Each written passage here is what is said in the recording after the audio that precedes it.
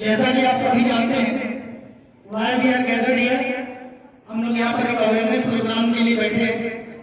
आज जो cyber crime बहुत तेजी से फैल रहा है, उस पर हम लोग अवेयर होंगे। बहुत सारी चीजें आपको बताई जाएंगी।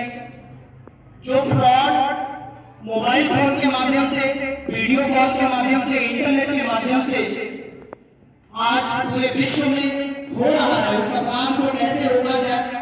सामने आप देख रहे हैं, लिखा हुआ है डिजिटल वॉरियर स्किल, एक डिजिटल वार, उस पर वॉरियर बनना है, हमें किस तरीके से उससे लड़ना है, उस पर आज एक संगोष्ठी रखी गई है, वर्कशॉप रखा गया है। Give a big hand for our guest Shri Vijay Kumar Dubey ji, हमारे बीच में वो आ रहे हैं। चाहेंगे कि उनके लिए एक जो स्वागत का क्लैपिंग है, वेलकम करें। अभी भी हमारे बीच में स्वागत है श्रीमान का, अभी भी हमारे बीच में स्वागत है श्रीमान का, अभी भी हमारे बीच में स्वागत है श्रीमान का।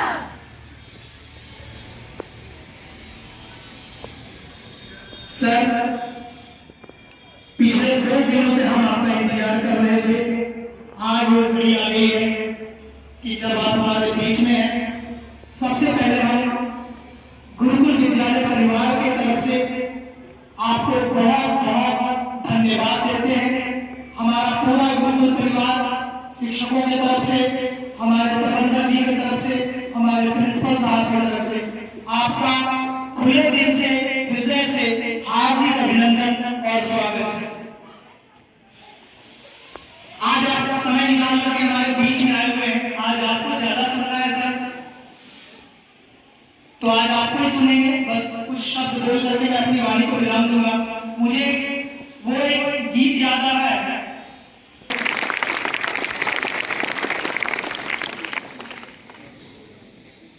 सर आप YouTube चैनल के माध्यम से बहुत कुछ सिखा रहे हैं। जहां तक मेरी जानकारी है, हमारा विद्यालय, हम टीचर हैं, हमारे में और आप में कोई अंतर नहीं है। थोड़ा सा एक अंतर है, आप एक गरिमा के पद पर हैं, हम लोग भी यहाँ पर अपने तरीके से बच्चों के लिए समर्पित हैं। आप पूरे देश के लिए, पूरी जनता के लिए समर्पित हैं। सर, हम और आप में कोई अंतर नहीं है। हम भी बच्चों को वो मार्गदर्शन देते हैं ताकि वो भविष्य, उनका उज्जवल भविष्य हो।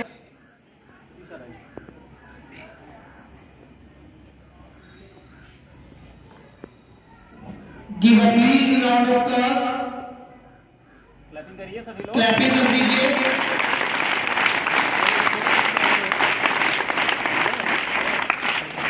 बिल्कुल बिल्कुल।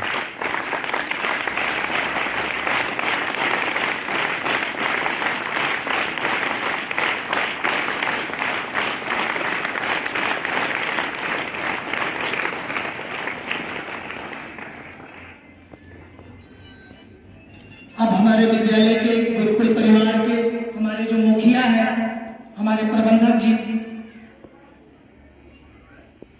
श्रीमान सोनू सर जी, अश्विनी कुमार सर से हम निवेदन करेंगे कि आप बुके देकर के सर का स्वागत करें, वेलकम करें। तालियां बजनी चाहिए।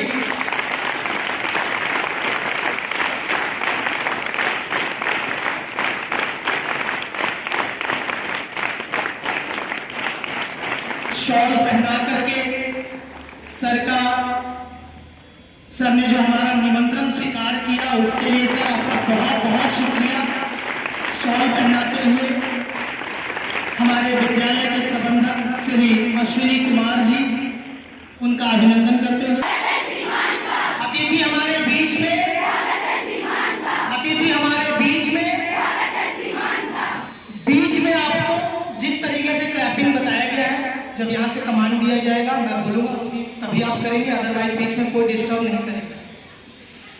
एक बार फिर से सर वैसे परिचय के मोहताज नहीं है, लेकिन फिर भी बताना चाहेंगे कि हमारे रुधौली थाना के जो प्रभारी हैं, जिनके बारे में जितनी तारीफ की जाए कम है। जहां तक मेरी जानकारी है, ये व्यक्तिगत रूप से ना केवल बहुत ही अच्छे हैं बल्कि दूसरों की हेल्प भी करते हैं, मदद भी करते हैं। जहां तक मेरी जानकारी है, किसी समस्या को लेकर अगर थाने में कोई व्यक्ति आता है तो सर श्रीमान बड़े अपना जो इनका व्यक्तित्व है बड़ी समझदारी से समझबूझ के साथ उस व्यक्ति को उसकी परिस्थिति और उसकी स्थिति को समझकर ही न्याय करते हैं और उसके साथ व्यवहार करते हैं। उसके लिए जो हो सकता है, जो भी पीड़ित व्यक्ति है उनको सहयोग देते हैं। सर जहां तक मेरी जानकारी है, मैं जानता हूं कि आप बहुत हृदय से भी अच्छे इंसान हैं, काइंड हार्टेड हैं और हेल्पफुल पर्सन हैं।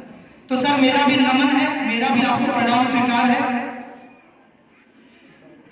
दूसरी बात, आज जिस विषय पर हम लोग बात करने के लिए आए हैं, जैसा कि बच्चे आप अच्छी तरह जानते हैं, साइबर क्राइम बहुत। Thanks sir. सभी छात्र छात्राओं को गुड आफ्टरनून। थैंक्स। आज मैं अपनी बात प्रारंभ करूं उससे पहले मैं अपने आदरणीय एक हमारे डीआईजी सर रहे हैं श्री शैलेंद्र प्रताप सिंह, उनकी 2 पंक्तियों से अपनी बात प्रारंभ करूंगा। सिर्फ होने से कुछ नहीं होता, अपने होने का हक अदा होना चाहिए। सिर्फ होने से कुछ नहीं होता, अपने होने का हक अदा होना चाहिए। अगर हम जिंदा हैं तो हमें जिंदा नजर आना चाहिए। आज हम शुक्रगुजार हैं कि इस गुरुकुल एजुकेशनल एकेडमी में मुझे आमंत्रित किया गया है। हम शुक्रगुजार हैं स्कूल के प्रबंधक श्री अश्विनी कुमार सिंह जी का, प्रधानाचार्य श्री रवि पांडे जी का, और अभी जो हमारी तारीफों के पुल बांध रहे थे मंच संचालक सर श्री ओम प्रकाश उपाध्याय जी का। तो हर व्यक्ति में कुछ अच्छाई होती है, कुछ बुराई होती है। व्यक्ति को अपना बेस्ट परफॉर्मेंस देने का प्रयास करना चाहिए। वो जहां भी रहे, जिस फील्ड में भी रहे, जिस समाज में वो जी रहा है, जिस समाज में वो रह रहा है, चाहे वो छात्र जीवन में हो या टीचिंग जीवन में हो या अन्य कोई सेवाओं के क्षेत्र में हो, हर व्यक्ति जहां है, अगर वहां अपने 4 सदस्यों के परिवार का होता है। अगर एक छात्र को हम अवेयर करते हैं तो कम से कम अपने परिवार के माता पिता, भाई बहन सबको वो सारी बातें जाकर बताएगा कि आज स्कूल में किस चीज का कार्यशाला हुआ। उसके अलग हटकर वो अपने सहपाठियों से भी बता सकता है, अपने पड़ोसियों को भी बता सकता है, अपने रिश्तेदारों को भी अवेयर कर सकता है। तो एक अनुमान माना जाए कि यहाँ 500 छात्र बैठे हैं तो 500 परिवार बैठे हैं, और 500 परिवार का मतलब 2000 लोग मिनिमम हो गए, और 2000 के आसपास जुड़ने वाले लोग अगर 8000 और इस चीज से जागरूक होते हैं तो एक स्कूल में कार्यक्रम करने से 10,000 लोगों को मिनिमम हम अवेयर कर सकते हैं। जागरूकता ऐसी चीज होती है जिससे बड़ी से बड़ी दुर्घटना या क्राइम से बचा जा सकता है।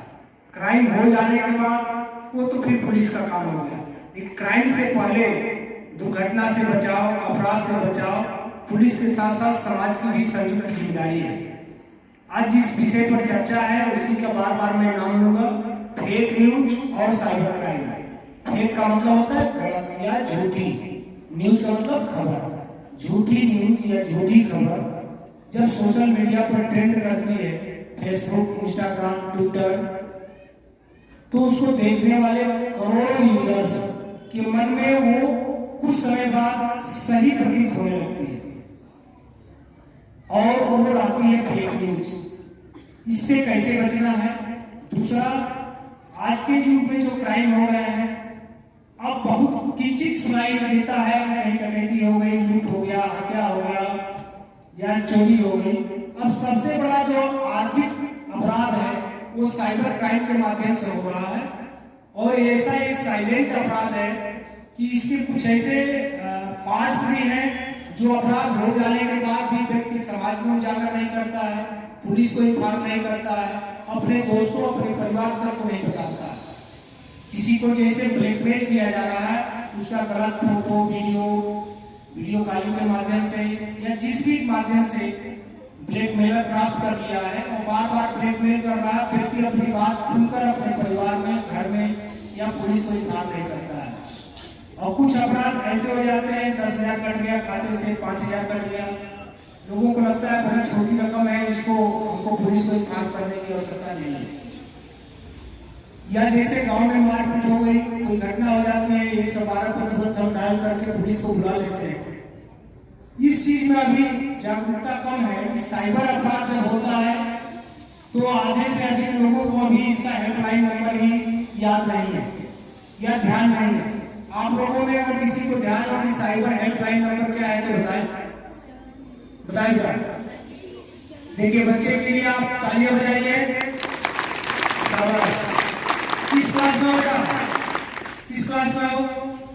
6 क्लास का बच्चा 1930 जान रहा है। इसका मतलब समाज में अब ये जागरूकता आ रही है।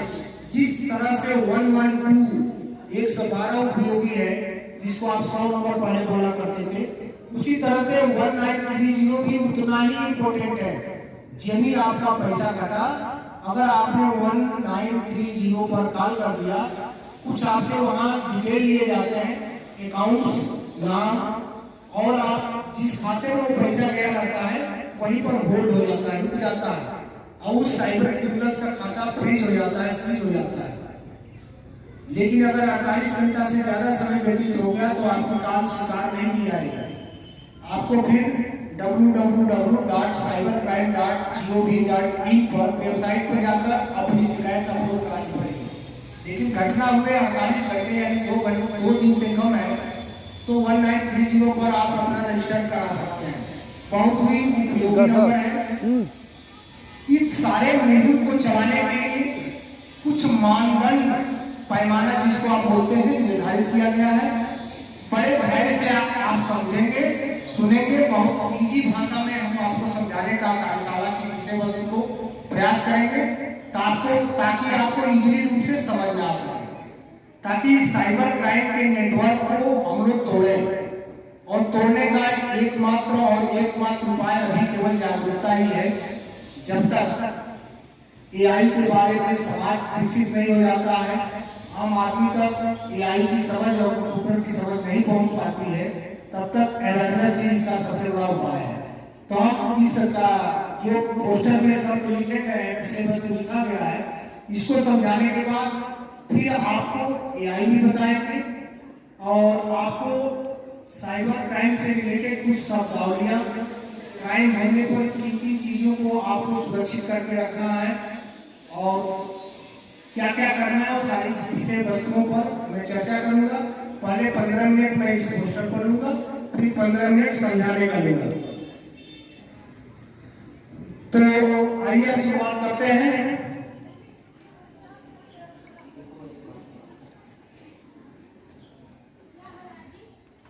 जैसा कि आप देख रहे हैं, ये हेडिंग है फेक न्यूज और साइबर अपराध के खिलाफ उत्तर प्रदेश पुलिस के अभियान में डिजिटल वॉरियर के रूप में युवाओं और सोशल मीडिया इन्फ्लुएंसर की भागीदारी।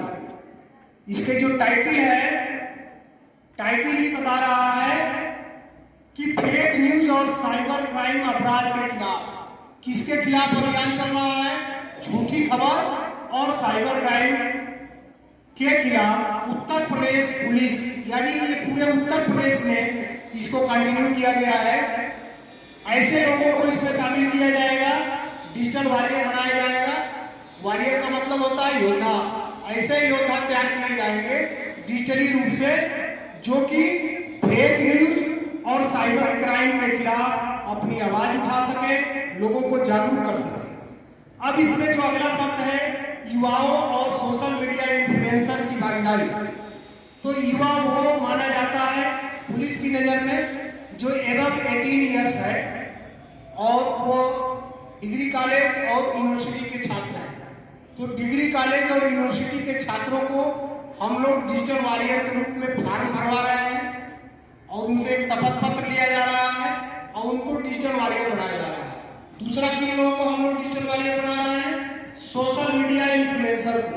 सोशल मीडिया इन्फ्लुएंसर उनको कहा जाता है जो फेसबुक, इंस्टाग्राम, ट्विटर, यूट्यूब, जो भी सोशल मीडिया साइट्स हैं जिन पर उनके फॉलोअर्स हैं, लोग उनको फॉलो करते हैं, उनकी बात को सुनते हैं, देखते हैं, उन लोगों को इसमें हमको शामिल करेंगे ताकि उनके माध्यम से जो सोशल मीडिया इन्फ्लुएंसर हैं उसमें हाई स्कूल और इंटर के बच्चों को नहीं हम लोग शामिल करेंगे क्योंकि आप लोगों को अभी बिलो 18 ईयर्स के हैं आप, तो आपको आधिकारिक रूप से फेसबुक और इंस्टाग्राम, ट्विटर चलाने की अनुमति नहीं दी जाती है। आप अपने पेरेंट्स की आईडी पर ही उसको देख पाते हैं। आपकी आईडी पर, आपके आधार कार्ड पर कोई न सिम प्राप्त होता है और न ही आपको कोई कंपनी फेसबुक, इंस्टाग्राम आपको अपना कस्टमर बनाती है। तो इसलिए जो सोशल मीडिया इन्फ्लुएंसर हैं उनके रूप में आपके स्कूल के टीचर्स को हम लोग सम्मिलित करते हैं, साथ साथ डिग्री कॉलेज और यूनिवर्सिटी के छात्रों को हम लोग इसमें शामिल करते हैं। आप लोगों के लिए है कि पुलिस हाई स्कूल और इंटर कॉलेजों में जाकर आपको अवेयर करेगी कार्यशालाओं के माध्यम से। ये हमारी खुद की रिस्पांसिबिलिटी होगी कि हम आपको अवेयर करेंगे और आपके कॉलेज की रिस्पांसिबिलिटी होगी कि कॉलेज आपको अवेयर करेगा। कॉलेज को एक साइबर सेल अपने स्कूल में गठन करना होगा, जिस क्लब का नाम होगा साइबर क्लब। उसमें एक जो कंप्यूटर से रिलेटेड टीचर होंगे उनको उसका नोडल अधिकारी बनाया जाएगा। उनके माध्यम से साइबर अपराध से रिलेटेड आप कोई वीडियो बना सकते हैं, कंटेंट बना सकते हैं, कहानियां लिख सकते हैं, चित्रकला कर सकते हैं और वो चित्रकला अपने नज़दीकी थाने को आप देंगे, नज़दीकी थाना अपने एसपी को देगा, एसपी के माध्यम से डीजीपी मुख्यालय तक हो जाएगा और वहाँ से जिस स्कूल के बच्चों का वो कंटेंट, लघु कहानियाँ, चित्रकला, पोस्टर या उस पर कोई नुक्कड़ नाटक पसंद आएगा, उन बच्चों को उत्तर प्रदेश के डीजीपी महोदय द्वारा, पुलिस के एसपी महोदय द्वारा, डीआईजी महोदय द्वारा पुरस्कृत प्रशस्ति पत्र और मोमेंटो भी दिया जाएगा। इन सब सारी चीजों को मैं आपको डिटेल में बता रहा हूँ। आपने टॉपिक समझ लिया कि किस विषय पर हम यहाँ आपके बीच में उपस्थित हैं। डिजिटल वॉरियर जो स्कीम है हमने बता दिया कि इन लोगों को इसमें योद्धा बनाना है। कार्यशाला में तो आप लोग भी आ सकते हैं। वॉरियर में केवल कॉलेज और यूनिवर्सिटी के छात्र ही जाएंगे और डिजिटल मीडिया के जो इन्फ्लुएंसर हैं सोशल मीडिया के, वो इन्फ्लुएंसर भी शामिल रहेंगे। इसमें सबसे पहले हम आते हैं कि स्कूल एवं कॉलेज विश्वविद्यालय प्रबंधन कमेटी से क्या अपेक्षाएं हैं। पुलिस क्या अपेक्षा रखती है आपके प्रबंधन कमेटी से, आपकी मैनेजमेंट कमेटी से। तो इसमें कुछ 4 अपेक्षाएं हैं। पहली अपेक्षा है साइबर क्लब की स्थापना स्कूल में। एक शिक्षक को नोडल अधिकारी नामित करना। तो ऐसे ही शिक्षक को नोडल अधिकारी नामित किया जाए जिसके सोशल मीडिया पर फॉलोअर्स हो या सोशल मीडिया में वो एक्टिव हो और कंप्यूटर की थोड़ी बहुत जानकारी रखते हैं। अगला है छात्रों की भागीदारी के लिए प्रेरित करना। कौन प्रेरित करेगा? जो आपका साइबर क्लब स्थापित हो। अगला है साइबर स्पेस में आवश्यक सुरक्षा उपाय अपनाने की दिशा में मार्गदर्शन। साइबर स्पेस का मतलब आज हम मोबाइल लेकर अगर घूम रहे हैं तो 24 घंटा हम साइबर क्रिमिनल्स की पहुंच में हैं। और ये जो साइबर स्पेस है, साइबर स्पेस का मतलब जब भी नेटवर्क आपके इलेक्ट्रॉनिक डिवाइस में आ गया, चाहे वो मोबाइल हो, लैपटॉप हो, कंप्यूटर हो या कोई भी ऐसा डिवाइस जिसमें आपने वाईफाई के माध्यम से या सिम के माध्यम से या किसी अन्य स्रोत से नेटवर्क एक्सेस कर लिया, आप साइबर स्पेस में आ गए। अगला पॉइंट है साइबर क्लब की गतिविधियों में कार्यशालाएं आयोजित होंगी, सेमिनार, संवादात्मक सत्र आयोजित हो सकते हैं। इसका मतलब डिबेट भी कराया जा सकता है, रचनात्मक सत्र भी हो सकता है, यानी कि निबंध लेखन प्रतियोगिता कराई जा सकती है। पोस्टर बनाना, स्लोगन लिखना, लघु कहानियां लिखना, सोशल मीडिया है क्रिएटिव एवं वीडियो कंटेंट बनाना। इससे क्या होगा, आपके अंदर एक उत्सुकता आएगी। अगर आपके स्कूल में कोई ऐसी निबंध प्रतियोगिता होती है जिसका टॉपिक ही साइबर क्राइम और फेक न्यूज के खिलाफ समाज और पुलिस की संयुक्त जिम्मेदारी अगर टॉपिक रख दिया जाता है, उससे आप पर आपके विचार लिए जाते हैं, तो आप जो भी आपके मन में आइडिया आता है आप आप अपने निबंध में लिखेंगे। काफी जब चेक करने वाला जो टीचर है उसी में से कुछ आइडिया को डेवलप कर सकता है, क्योंकि आपके अंदर जो विचार आएंगे अभी इस उम्र में जो विचार आते हैं वो शायद हम लोगों के मस्तिष्क में नहीं आ सकते हैं। आपकी उम्र में नई सोच, नई दिशा देने के लिए हमेशा निकलती रहती है। तो इसलिए बच्चों के माध्यम से निबंध लेखन या डिबेट कंपटीशन कराकर हम नई चीज ले सकते हैं। अगला पॉइंट हमारा है डिजिटल वॉरियर कौन बन सकता है। जैसा कि हमने बताया कि कॉलेज और विश्वविद्यालय के छात्र डिजिटल वॉरियर बन सकते हैं। यूट्यूब, फेसबुक, ट्विटर, इंस्टाग्राम पर एक्टिव सोशल मीडिया इन्फ्लुएंसर, जो सोशल मीडिया इन्फ्लुएंसर होते हैं, कुछ यूट्यूबर होते हैं, कुछ फेसबुक पर लाखों करोड़ों उनके फैंस फॉलोअर होते हैं, कुछ के इंस्टाग्राम पर होते हैं, उनको इसलिए बनाया जा रहा है कि उनके माध्यम से कोई सूचना अगर उनके सोशल मीडिया प्लेटफॉर्म पर डाली जाएगी तो लाखों लोगों तक अपने आप पहुंचेगी वो बात। अगला पॉइंट है डिजिटल वॉरियर को क्या करना होगा। जो हम डिजिटल योद्धा बना रहे हैं, डिजिटल वॉरियर बना रहे हैं, उनका क्या काम है? तो उनका काम है फेक न्यूज अर्थात झूठी खबरें जो समाज में अशांति फैला सकती है या उनको गुमराह कर सकती है, उन खबरों को अपने सोशल मीडिया प्लेटफॉर्म के माध्यम से खंडन करना। जैसे मान लीजिए कि यह पड़री जगह है ना सर, कौन सी जगह है? पड़री बाजार, पड़री जगह है। यहाँ पर कोई एक झूठे फेसबुक, ट्विटर, इंस्टाग्राम, यूट्यूब पर किसी व्यक्ति ने न्यूज चला दिया कि यहाँ हिंदू मुस्लिम राइट हो गया, या यहाँ पर दो जातियों में आपसी संघर्ष हो गया, जबकि यहाँ के स्थानीय लोग जान रहे हैं कि ऐसा कुछ नहीं हुआ। और नहीं ना, स्थानीय लोग जान रहे हैं कि ऐसा कुछ नहीं हुआ। तो सोशल मीडिया इन्फ्लुएंसर की, डिजिटल वॉरियर की यहाँ पर भूमिका महत्वपूर्ण हो जाती है। वो तुरंत इस बात का अपने मीडिया प्लेटफॉर्म के माध्यम से खंडन करेगा कि नहीं ऐसा तो यहाँ तो मैं मौजूद हूँ, यहाँ के स्थानीय लोगों से हमने बात किया, ऐसी यहाँ कोई बात नहीं है। तो ऐसी भ्रामक और झूठी खबरों का खंडन करना, साथ ही साथ डिजिटल वॉरियर का यह भी काम होगा कि साइबर अपराध किस किस प्रकार के हो रहे हैं और किन किन तरीकों के साथ हम उनसे निपट सकते हैं, उसके लिए नुक्कड़ नाटक के माध्यम से गांव में जहां 10, 20, 50 लोग इकट्ठा हो गए वहां पर अनार्गल बात करने से अच्छा है कि इस टॉपिक पर ही हम चौराहे पर खड़े हो रहे हैं तो बात करें, ताकि इस संबंध में अन्य लोग जो कम पढ़े लिखे लोग भी हैं, गांव के लोग हैं, वो भी अवेयर हो सके। तो यह हो गया फेक न्यूज, झूठी खबरें जो समाज में अशांति फैलाती है, उनका खंडन करना, साइबर अपराध के प्रति लोगों को जागरूक और सचेत करना, पुलिस के सराहनीय कार्यों को प्रमोट करना। जैसा कि आपके अभी उपाध्याय सर जो है, जो मंच संचालन कर रहे थे, उन्होंने तारीफों के हमारी फूल बांध दी। तो इससे क्या हो रहा है, भले ही हम 10% कुछ काबिल हो, इन्होंने 90% पढ़ा के तारीफ की, हमारे अंदर क्या हो गया, उत्साह बढ़ गया कि लग रहा है कि हमारे प्रति लोगों की सोच अच्छी है। तो हम जानबूझकर भी गलत करने से डरेंगे।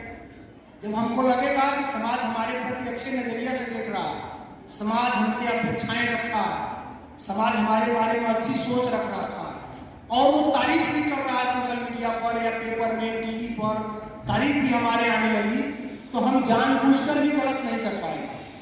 अगर गार्जियन या टीचर आप 40% नंबर पाते हैं और कोई हल्का सा भी ठपकमा देता है, ठीक है बेटा बहुत बढ़िया नंबर आया, 100 में 40 आया, अगर तुम और आगे मेहनत करोगे तो 50 भी आएगा, 60 भी आएगा, 90 भी आएगा, 100 भी आएगा, तो आपका उत्साह क्या हो जाता है, बढ़ जाता है। और वही गार्जियन या टीचर आपको फिर मारने पीटने लगे कि अरे आप हमारा तो 40 आ गया, 40 का कहाँ जमाना है, आप तो सब 90 से ऊपर नंबर ला रहे हैं, लोग 100% ला रहे हैं, तो आपका मनोबल डाउन हो। तो ये मनोबल बढ़ाने के लिए पुलिस के कार्यों को, गुड वर्क को, ये नहीं कि हमारे खराब कार्यों को, हमारे अच्छे कार्यों को प्रमोट करना। तो डिजिटल वॉरियर्स का 3 काम होगा, फेक न्यूज, झूठी खबर का खंडन करना, दूसरा साइबर क्राइम के प्रति लोगों को अवेयर करना, जागरूक करना, और तीसरा अगर पुलिस कोई अच्छा काम करती है तो उससे अच्छे कार्यों की विभिन्न प्लेटफार्मों पर, विभिन्न चैनलों पर, विभिन्न मीडिया के न्यूज़पेपरों में, चौराहों पर उनकी तारीफ करना, ताकि अगर 4 पुलिसकर्मी, थाने में अगर 100 पुलिसकर्मी हैं, 4 पुलिसकर्मियों ने कोई अच्छा काम किया, अगर उसकी तारीफ हम करेंगे तो जो 96 पुलिसकर्मी बचे हैं उनके दिमाग में भी ये चीज आएगी कि ऐसा गुड वर्क है। असली फोटोग्राफ किसी माध्यम से किसी व्यक्ति का, किसी मेल या फीमेल का प्राप्त कर लेना, उसको ब्लैकमेल करना, ये कैसे हो सकता है? आपने वीडियो कॉल एक्सेप्ट किया, उधर वाला व्यक्ति हो सकता है न्यूड हो, न्यूड का मतलब बिना कपड़े के हो, आपने इधर से कॉल रिसीव किया, आपके साथ स्क्रीन शेयर साथ ले लेगा और आपको फिर दिखाकर, आपके परिवार को दिखाकर आपको ब्लैकमेल करेगा। तो इस तरह के कॉल से बचना है। अगर आपके मोबाइल में नंबर उसका नहीं सेव है, बिल्कुल वीडियो कॉल या व्हाट्सएप कॉलिंग मत उठाइए। ऑनलाइन गेम फ्रॉड, ये बच्चे बहुत गेम खेल रहे हैं मोबाइल पर। जो आप गेम को, ऐप को डाउनलोड करते हैं, आपसे सूचनाएं मांगता है कि ये अलाउ करिए, यहाँ अलाउ करिए, यहाँ अलाउ करिए, आप अलाउ करते चले जाते हैं। बच्चे समझते नहीं, ऐप डाउनलोड कर लेते हैं और उसमें आपके मोबाइल की सारी डाटा एक्सेस हो जाती है, दूसरे के पास पहुंच जाती है, साइबर क्रिमिनल्स के पास, जिसने ऐप डेवलप किया है। जो ऐप डेवलप किया है क्रिमिनल्स, उसके पास आपकी सारी मोबाइल की डाटा पहुंच जाएगी।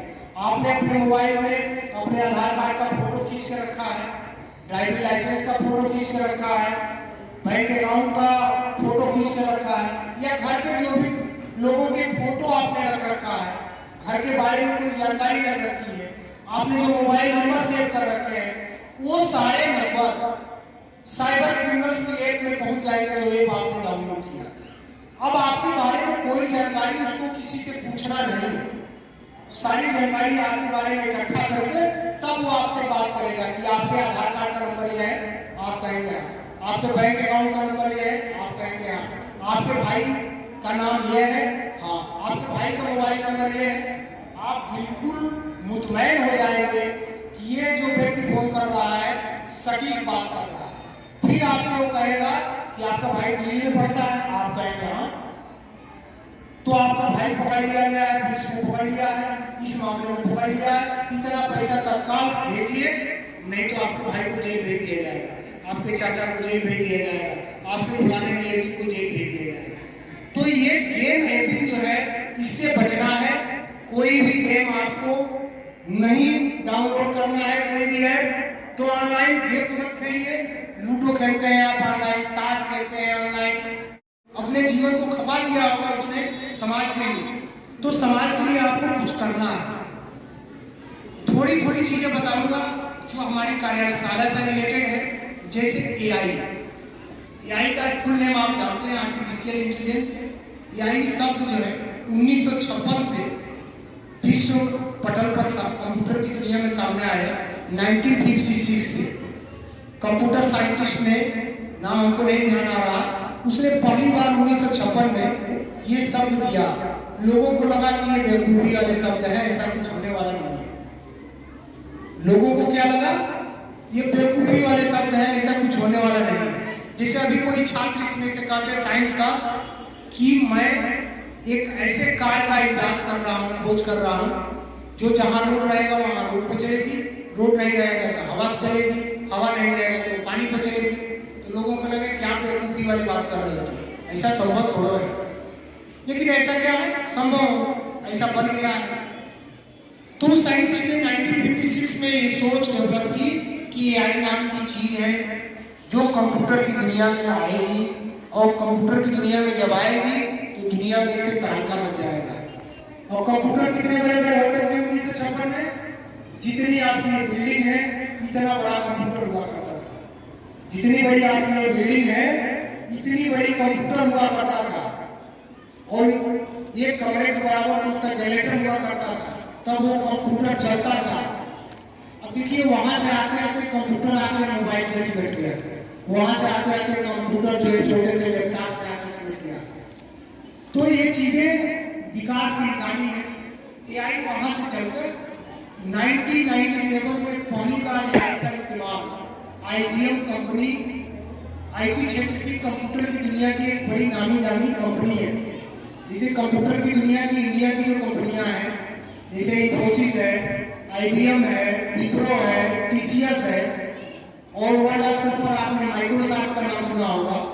इसी तरह से आईबीएम एक कंपनी है जिसने एक एआई की मदद से एक कंप्यूटर